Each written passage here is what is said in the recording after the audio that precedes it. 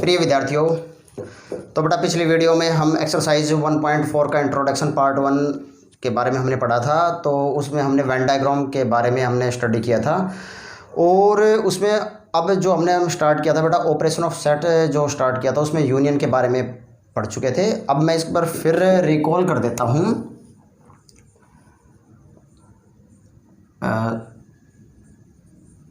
Shri Shyam classes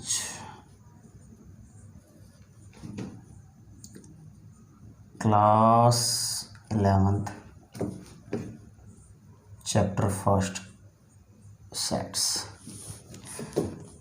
exercise 1.4 introduction.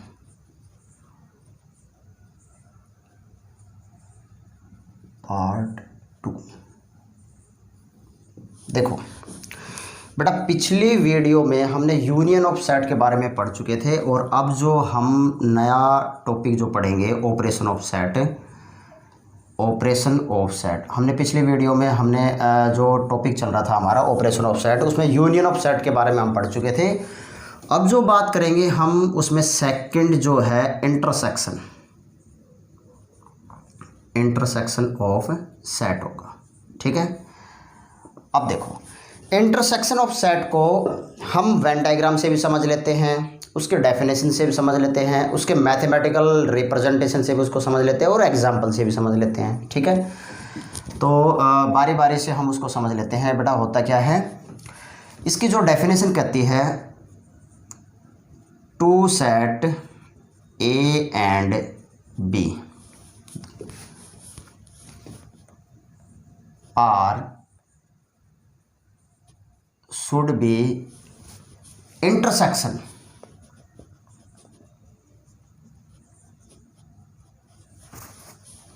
एक मिनट रुको बेटा, एक मिनट रुको। कोई दो सेट ए और बी आर इंटरसेक्शन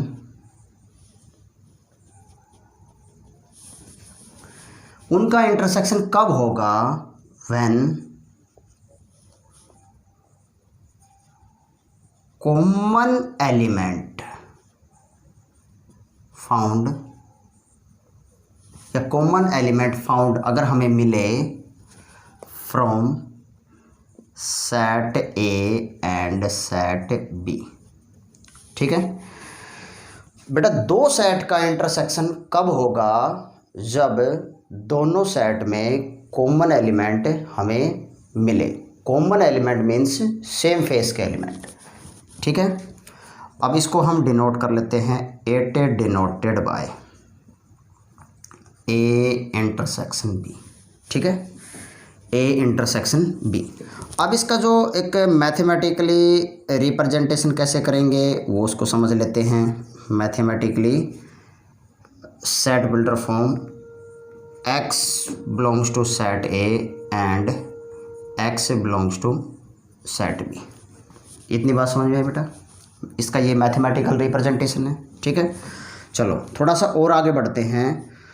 तो एक एग्जांपल से हम इसको समझ लेते हैं बेटा, फिर हम इसका वेन डायग्राम समझते हैं। मैं कोई ऐसे एग्जांपल उठा रहा हूँ 1 2 3 एंड 4 और सेट बी मेरे पास 3 4 5 6 7 इस तरह। तो बेटा इसका इंटरसेक्शन के बारे में हम पढ़ रहे हैं। तो इंटरसेक्शन क्या होगा, दोनों में कॉमन एलिमेंट मिलने चाहिए। कॉमन एलिमेंट का मतलब हो गया सेम फेस के एलिमेंट। तो सेम फेस के जो एलिमेंट है वो क्या होंगे मेरे पास 3 4। ठीक है, तो यहाँ से एक बात समझ के चलो पहले इसका वेन डायग्राम स्टडी कर लेते हैं बेटा, इसी एग्जाम्पल को देखते हुए। अगर मैं इसका वेन डायग्राम से अगर आप लोगों को बताऊं, बहुत ही इंपॉर्टेंट कंसेप्ट है वेन डायग्राम। और पिछली वीडियो बेटा जिन्होंने नहीं देखी वो ज़रूर देखें, क्योंकि वेन डायग्राम जो है बहुत ही इंपॉर्टेंट कंसेप्ट है। देखो अब वेन डायग्राम हमने क्या बताया था कि वेन डायग्राम होता क्या है। एक्चुअल में वेन डायग्राम जो यूनिवर्सल सेट है उसको एक रेक्टेंगल शेप से डिनोट करेंगे। ठीक है, जो सबसेट होते हैं उनको हम कर्व्ड शेप से डिनोट करेंगे, और जो कर्व्ड जो शेप है वो सर्कल हो सकता है, एलिप्स हो सकता है, कुछ भी हो सकता है। ठीक है, अब देखो, अब इसको वेन डायग्राम से मैं डिनोट कर रहा हूँ, तो इसका ये बेटा शेप जो है रेक्टेंगल शेप है, ये यूनिवर्सल सेट है, ठीक है। सेट ए के एलिमेंट है और सेट बी के एलिमेंट, जो कॉमन एलिमेंट है, ये जो रिप्रेजेंट करने का जो तरीका होगा, ये जो डार्क शेडेड रीजन आपको नज़र आ रहा है बेटा, ये ए इंटरसेक्शन बी, ठीक है, ए इंटरसेक्शन बी। ये मेरे पास सेट ए है और ये मेरे पास बी है। अब देखो, सेट ए में 1 2 एलिमेंट है और 3 4 यहाँ पे कॉमन आ गए, ये 5 6 एंड 7। इतनी बात समझ में आई बेटा। इंटरसेक्शन ऑफ सेट क्या होता है? कोई दो सेट का इंटरसेक्शन कब होगा? जब दोनों में कॉमन एलिमेंट प्रेजेंट हों या हमें मिले, तो हम उस कह सकते हैं कि ये इसका इंटरसेक्शन है। ये इसका नोटेशन हो गया बेटा, समझ गए। अच्छा, मैथमेटिकली इसको सेट बिल्डर फॉर्म में इस तरह लिख रहे हैं कि x belongs to A, X के जो एलिमेंट है सेट ए में बिलोंग करेंगे और बी में बिलोंग करेंगे। जो एंड आ रहा है तो इसका मतलब मैं कह सकता हूँ कि ए एंड बी, ठीक है, ए एंड बी। हम एक एग्जांपल से समझ रहे हैं। को सपोज करो हमारे पास 1 2 3 4 and B is equal to 3 4 5 6 7, इस तरह कोई एलिमेंट अगर गिवन है, कोई सेट गिवन है, तो उसका इंटरसेक्शन क्या होगा? 3 4 होगा। अब उसका वेन डायग्राम से हम समझ लेते हैं। तो बेटा वेन डायग्राम हमने डेफिनेशन क्या कहती है कि जो दोनों में कॉमन एलिमेंट होंगे वो उसका इंटरसेक्शन होगा। तो इसका इंटरसेक्शन क्या है? 3 और 4। तो इसका मतलब इसको मैं रिप्रेजेंट कर सकता हूँ 3 और 4, ठीक है। ये मेरा वेन डायग्राम का जो कंसेप्ट हो गया। चलो अब बेटा थोड़ा सा हम और आगे बढ़ते हैं। तो इसका जो प्रॉपर्टीज़ है, प्रॉपर्टीज़ ऑफ इंटरसेक्शन, इसके डेफिनेशन से आपको समझ में आया होगा बेटा। प्रॉपर्टीज़ ऑफ इंटरसेक्शन क्या कहता है बेटा? A intersection B is equal to B intersection A, B intersection A. A intersection B is equal to क्या होगा? बी इंटरसेक्शन ए होगा। और ये बात कौन कहता है? Commutative law. क्या कहता है बेटा? कॉम्यूटेटिव, ठीक है। सेकंड थिंग आता है मेरे पास A intersection B intersection C is equal to A intersection B intersection C. और ये बात कौन कहता है बेटा? बाय एसोसिएटिव लॉ, ठीक है। अब देखो इसको समझते हैं बेटा। अगर यहाँ से इस एग्जाम्पल के थ्रू आपको पता लग रहा होगा कि बेटा ए इंटरसेक्शन बी करूँगा जब भी 3 4 आएगा, और यहाँ से अगर मैं बी इंटरसेक्शन ए करूँगा तो बेटा जब भी 3 और 4 आएगा। समझ में आए? Example, A intersection B is equal to B intersection A और A intersection B intersection C is equal to A intersection B intersection C. ये एसोसिएटिव लॉ, ठीक है। अब जो थर्ड वन जो प्रॉपर्टी है वो क्या कहती है कि अगर ए का इंटरसेक्शन ए के साथ, अगर किसी का इंटरसेक्शन अपने आप के साथ किया जाएगा तो वो क्या होगा बेटा? ए होगा, ठीक है।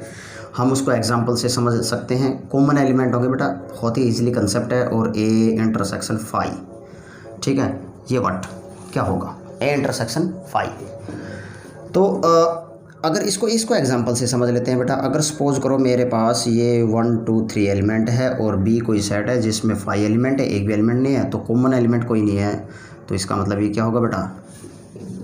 ए होगा, ठीक है। और ये कौन कहता है? By law of 5, law of 5, ठीक है।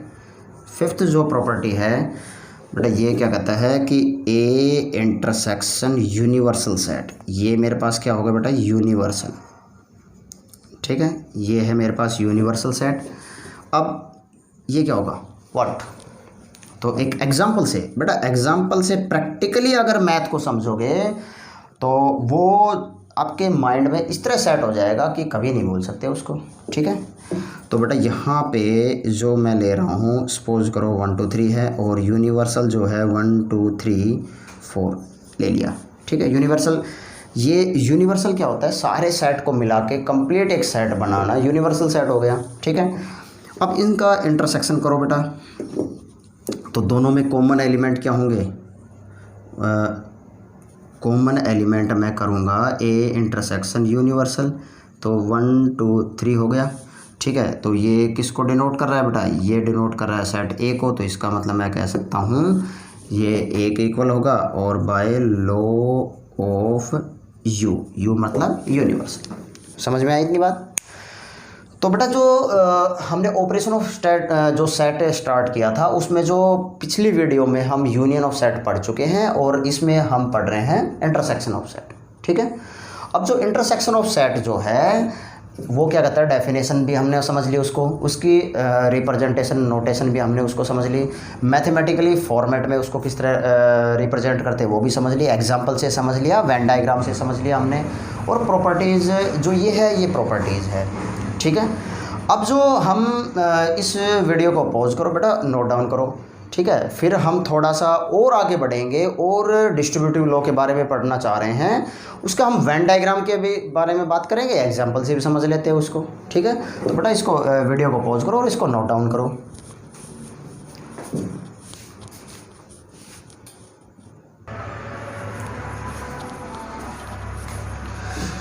तो प्रिय विद्यार्थियों, बेटा प्रॉपर्टी ऑफ इंटरसेक्शन हम पढ़ चुके हैं। बेटा क्या अभी प्रॉपर्टी क्या बताई थी हमने कि ए इंटरसेक्शन फाई, जो लॉ फाई क्या कहता है, फाई के इक्वल होगा, और ए इंटरसेक्शन ए जो है वो ए के इक्वल होगा, आइडेम्पेंट लॉ जो कहता है, और ए का इंटरसेक्शन यूनिवर्सल के साथ करेंगे तो किसके इक्वल आएगा बेटा, ए के इक्वल।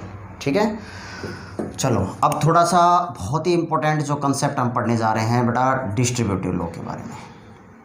डिस्ट्रीब्यूटिव लॉ ये क्या कहता है, इसको समझते हैं बेटा।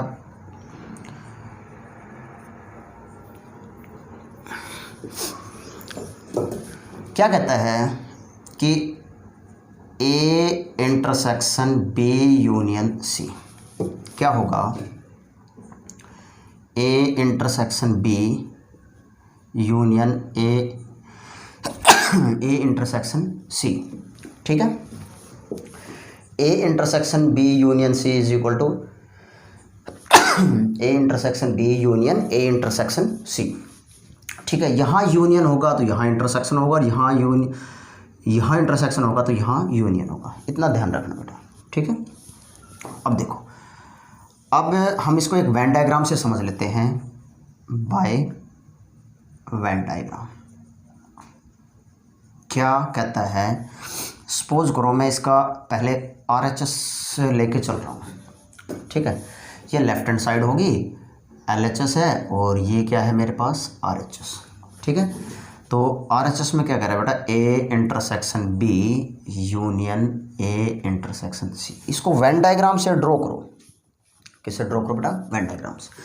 अब देखो, मैंने आपको वेन डायग्राम जो समझाया था, तो मैंने आपको ये बताया था कि सबसे पहले हम एक रेक्टेंगल शेप बनाएंगे जो यूनिवर्सल सेट होगा, उसमें कोई दो सेट है, जो दो सबसेट हो गए।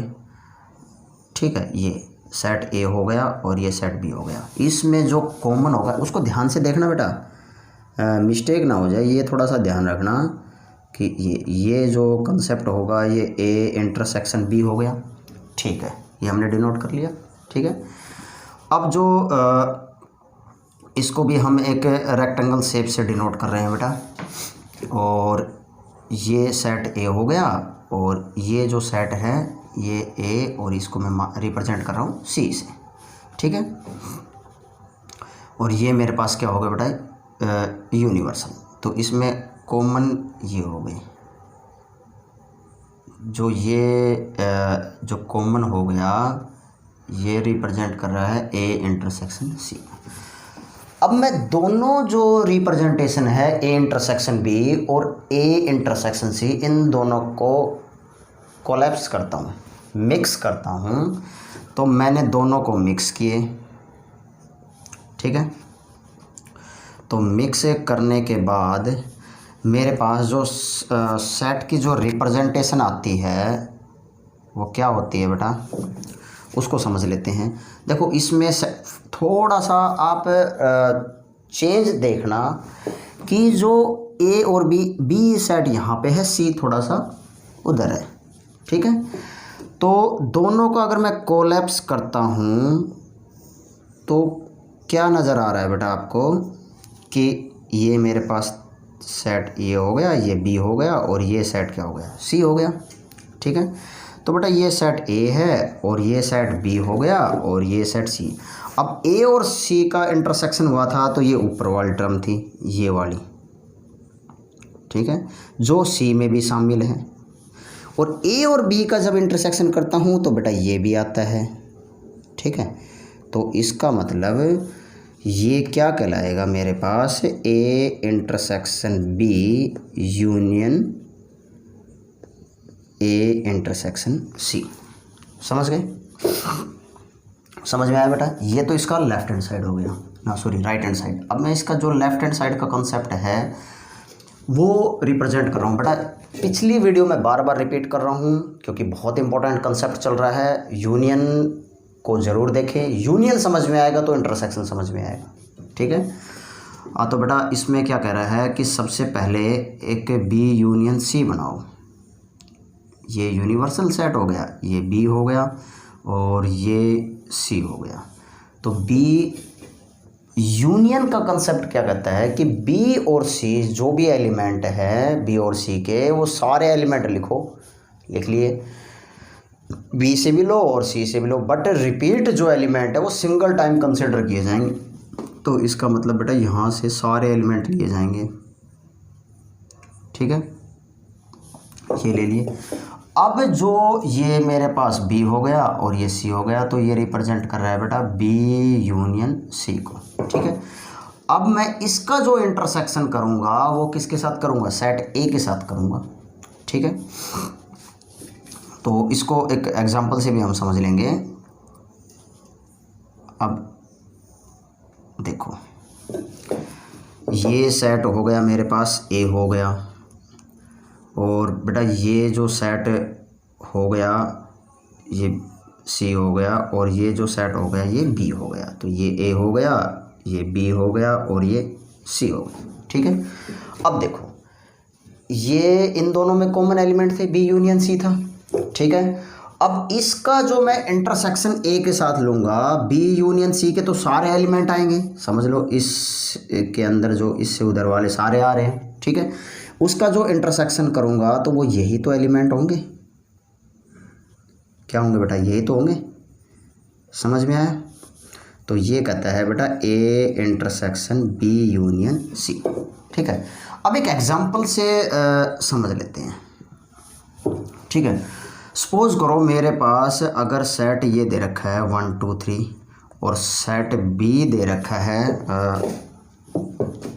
3 4 5 और C दे रखा है 4 5 एंड 6।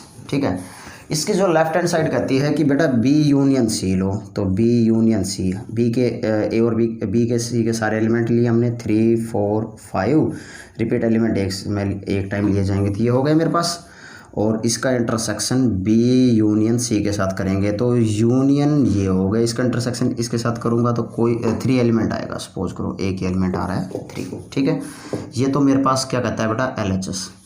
अब जो RHS का जो कंसेप्ट है इसका, वो क्या कहता है बेटा A इंटरसेक्शन B और यूनियन A इंटरसेक्शन C। अब जो ये जो हमने एग्जाम्पल इसलिए लिया है, क्या ये दोनों इक्वल है, यही तो हम समझना चाह रहे हैं, और यही हम वेन डायग्राम के थ्रू भी समझाना चाह रहे हैं बेटा। तो A इंटरसेक्शन B का मतलब A और B में इंटरसेक्शन कॉमन जो एलिमेंट है वो क्या होंगे बेटा 3, उसका यूनियन करता हूँ A और C के साथ। तो A और जो C है उसमें कोई भी एलिमेंट प्रेजेंट है नहीं है, तो इसका मतलब इसमें क्या होगा बेटा 5 हो गया। ठीक है, इसमें क्या होगा बेटा 5। तो जब इसमें कोई भी एलिमेंट नहीं, ये अब इसका यूनियन करना है तो बेटा हमने प्रॉपर्टी पढ़ी थी यूनियन की, अगर A यूनियन 5 था तो किसके इक्वल था, A के। इसको ध्यान रखना कि A यूनियन 5 जो A के इक्वल होगा और A इंटरसेक्शन 5 है बेटा वो 5 के इक्वल होगा। इस चीज़ को थोड़ा सा ध्यान रखना, बड़ी दोनों सेंसिटिव केस होते हैं और बड़े ही मतलब कंफ्यूज हो जाते हैं। ठीक है, कई बार टीचर से भी गलती हो जाती है, लिखने में बड़ी प्रॉब्लम हो जाती है थोड़ा सा, तो इस चीज़ को ध्यान रखना कि A union phi is equal to A के इक्वल होगा और A intersection phi is equal to phi होगा। ठीक है, तो यूनियन का कंसेप्ट पढ़ रहे हैं तो इसका मतलब ये क्या होगा बेटा 3, समझ में आया।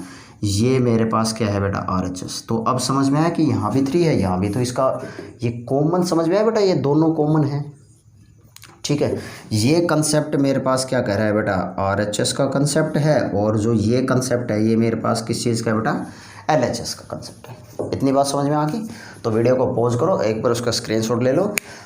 अब थोड़ा सा और आगे बढ़ेंगे तो बेटा सोचो, मैं इसको रब कर रहा हूँ। क्या हमने अभी जस्ट थोड़ा सा एक स्टडी किया है क्या कि दोनों में कॉमन एलिमेंट, ठीक है, दोनों में कॉमन एलिमेंट दोनों में कॉमन एलिमेंट का मतलब कि अभी जैसे मैंने आप लोगों को वेन डायग्राम के थ्रू इंटरसेक्शन बताया है, ये क्या बताया बेटा, ये इंटरसेक्शन। ठीक है, और इंटरसेक्शन मैंने बताया ए इंटरसेक्शन बी जो भी होगा वट, और इसका जो वेन डायग्राम बताया था, वेन डायग्राम हमने ये बताया, ये और ये दोनों में कॉमन एलिमेंट जो इसको डिनोट कर रहा है ए इंटरसेक्शन बी। इतनी बात समझ में आ गई। अब अगर बच्चों आपके दिमाग में या माइंड में क्वेश्चन जो स्टक करना चाहिए क्या, कि कोई ऐसा सेट जिसके एलिमेंट कॉमन नहीं हो, जिसके एलिमेंट, मेरी बात ध्यान से समझना बेटा, कि जिसके एलिमेंट कॉमन नहीं हो तो क्या होगा। एग्जाम्पल से समझ लेते हैं। जैसे कोई सपोज करो मेरे पास एक सेट है, ये 1 2 3 है और सेट बी है, तो ये क्या होगा बेटा 4 5 एंड 6। ठीक है, और ए इज इक्वल टू 1 2 3 है और एक सेट मैं दे देता हूँ 3 4 5, तो इसका इंटरसेक्शन मैं करता हूँ तो बेटा कॉमन एलिमेंट आ गया मेरे पास 3। इतनी बात समझ में आ गई। तो ये तो आपने सॉल्व कर दिया बेटा इंटरसेक्शन। क्या सॉल्व कर दिया, इंटरसेक्शन। लेकिन अगर सपोज करो कोई ऐसे सेट आए जिनमें कॉमन एलिमेंट ही नहीं हो, तो आपके माइंड में क्वेश्चन अराइज होना चाहिए कि तब क्या होगा, क्या उसका वेन डायग्राम होगा। ठीक है, तो इसको देखो, अगर मैं इसका इंटरसेक्शन बी करता हूँ बेटा, ए इंटरसेक्शन बी करता हूँ, दोनों में कोई भी एलिमेंट नहीं है, तो क्या होगा 5। तो बेटा इस कंसेप्ट से एक केस कंसिडर करके किया जाता है, और जो केस कंसिडर होता है, जो केस निकल के आता है, उसको कंसेप्ट बोलते हैं बेटा डिसजॉइंट सेट। क्या होगा ये, डिसजॉइंट सेट। और जो डिसजॉइंट सेट है उसकी जो कंडीशन है वो क्या कहती है, in two set A and B when no element common, कोई भी एलिमेंट कॉमन नहीं हो, क्या कह रहा हूँ बेटा, no any element common, no any कोई भी ऐसा एलिमेंट कॉमन नहीं हो, तो हम क्या कहेंगे उसको बेटा, कॉल्ड डिसजॉइंट सेट। ठीक है, ये बेटा मेरे पास क्या कंसेप्ट आएगा, डिसजॉइंट। इसका एग्जांपल मैं ये लिख चुका हूँ। अब इसको बेटा वेन डायग्राम से भी समझ लेते हैं। डिसजॉइंट सेट एक्चुअली में होता क्या है, इसको वेन डायग्राम से समझो कि वही रेक्टेंगल शेप से, यूनिवर्सल सेट को एक रेक्टेंगल शेप से रिप्रेजेंट कर रहे हैं। ये सेट ए हो गया और ये सेट बी हो गया, सेट ए और सेट बी जिसमें कोई भी एलिमेंट कॉमन नहीं है बेटा, और ये है 4 5 एंड 6। तो इसका मतलब यहाँ पे दोनों के केस में ए इंटरसेक्शन बी है, वो क्या होगा बेटा मेरे पास 5 होगा। और जो ये 5 का जो कंसेप्ट आता है, ये क्या होगा बेटा, डिसजॉइंट सेट का जो कंसेप्ट आता है। इतनी बात समझ में आ गई। ठीक है, हाँ, तो बहुत इंपॉर्टेंट कंसेप्ट है। तब क्या होगा, ठीक है, ये सेट जो है बेटा प्रोबेबिलिटी में बहुत काम आएगा। अब मैं इसको रब कर रहा हूँ। अब जो तीसरी जो प्रॉपर्टी है, सॉरी प्रॉपर्टी नहीं, उसका ऑपरेशन है, वो हम पढ़ लेते हैं डिफरेंस ऑफ सेट। क्या होगी बेटा, डिफरेंस ऑफ सेट। थर्ड जो है ये होगा बेटा difference of set.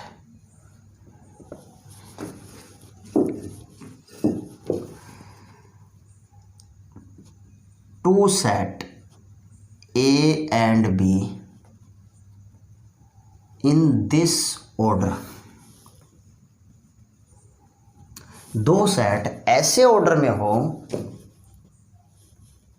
Bye which the element of set A does not belongs to set B. दो सेट ऐसे ऑर्डर में हो कि सेट ए के एलिमेंट है वो सेट बी में बिलोंग नहीं करेंगे, को हम क्या कहते हैं बेटा, डिफरेंस ऑफ सेट। ठीक है, अब इसको नोटेशन दे लेते हैं। इसकी जो नोटेशन क्या कहती है, it denoted by A minus B. ठीक है, सेट ए के एलिमेंट ए में प्रेजेंट होंगे बट बी में प्रेजेंट नहीं होंगे, तो ये क्या होगा बेटा, ए माइनस बी। अब इसको मैथमेटिकली कैसे रिप्रेजेंट करते हैं वो समझ लेते हैं। ठीक है, सेट बिल्डर फॉर्म में x belongs to A and x does not belongs to, ये इसका मैथमेटिकली रिप्रेजेंटेशन हो गया।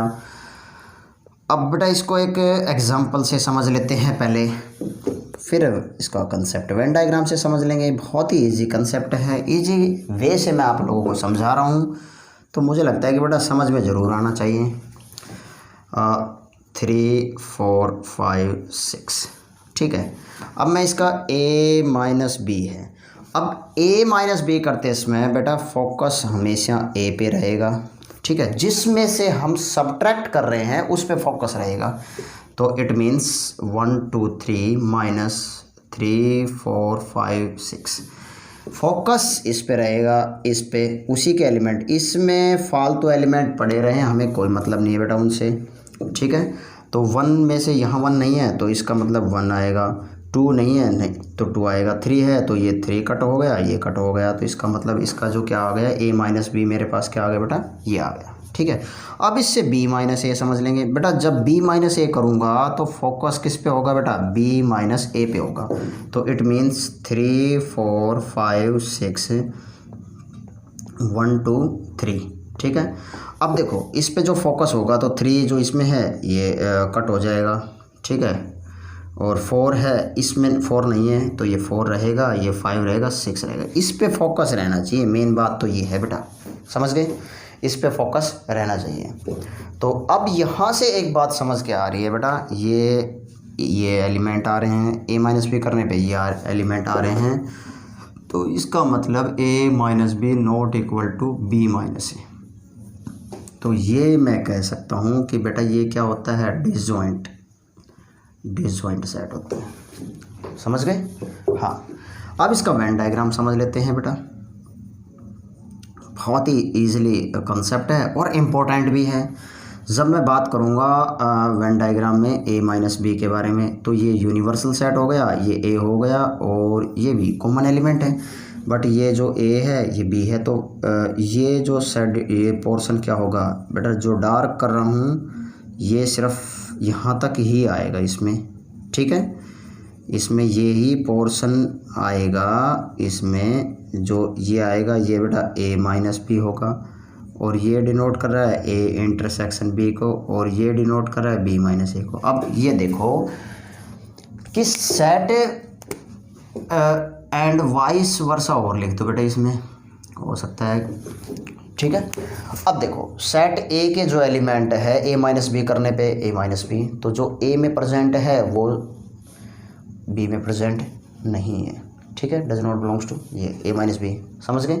b माइनस ए करने पे ये आ रहे हैं, तो मैं कह सकता हूँ कि a माइनस बी ये बीच में ए इंटरसेक्शन बी आ गया और बी माइनस ए। तो इस तीनों का जो कंसेप्ट निकल के आता है बेटा ये क्या कहलाता है, डिसजॉइंट सेट। जो तीनों का जो कंसेप्ट है बेटा क्या कहलाता है, ये डिसजॉइंट सेट कहलाता है। इतनी बात समझ में आई। देखो इसको मैं फिर, बहुत इंपॉर्टेंट है, इसको मैं फिर रिपीट कर देता हूँ।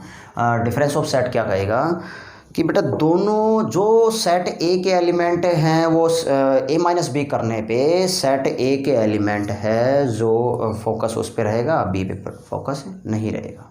ठीक है, तो ये मेरे पास क्या आ जाएगा बेटा, ए माइनस बी आ गया।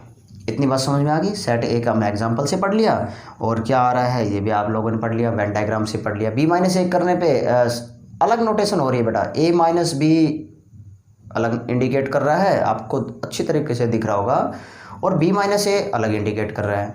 ठीक है, तो बेटा इस वीडियो को ज़्यादा से ज़्यादा लाइक, सब्सक्राइब और शेयर करें। तो बेटा बहुत ही इजी वे में मैं आप लोगों को समझा रहा हूँ, और जो नेक्स्ट वीडियो में हम एक्सरसाइज जो 1.4 है उसका हम कंप्लीट सॉल्यूशन करेंगे। Thank you.